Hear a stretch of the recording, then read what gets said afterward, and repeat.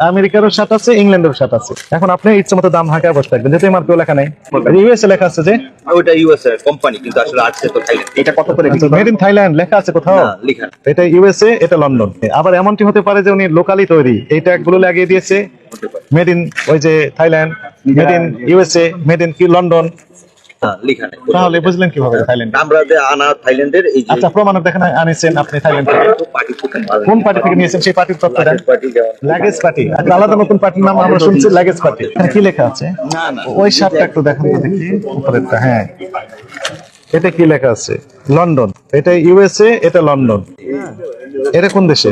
এটাও থাইল্যান্ড থেকে আনা। থাইল্যান্ড থেকে নিয়েছে। এটা কোম্পানির ম্যানুফ্যাকচার অরিজিনালি থাইল্যান্ডের না, এটা আমেরিকান লন্ডনে, কিন্তু ওরা আন্ডার লাইসেন্সে করে ওখান থেকে আমাদের আনা হয়। তো নিয়ে আসছেন, তার ডকুমেন্ট একটু দেখান। আমাদের কাছে নাই, আমরা ওই যে 2 পিস 4 পিস করে মাল আনি। আপনার হাজার হাজার পিস আছে, 2 পিস 4 পিস না স্যার, আপনার সবগুলোই তো বাইরে। এরকম ম্যাক্সিমামই 2 পিস 4 পিস করে, কোনোটার আপনি 6 পিস পাবেন না, 1 পিস পাবেন, এরকম। আমি একটা ওই ধানমন্ডি একটা দোকানে গেলাম, প্রথম দিনে গেলাম, 23,500 টাকা লেখা ছিল। বললাম এত দাম, 23,500? তো বলতো না, ভুল হয়ে গেছে। কত দাম? 3,500। 3,500 কে ওনারা 23,500 লিখে দিয়েছে। এখন কত দাম বলবেন আপনি? 4,200। 4,200, মানে 3,500 চেয়ে বেশি বললেন।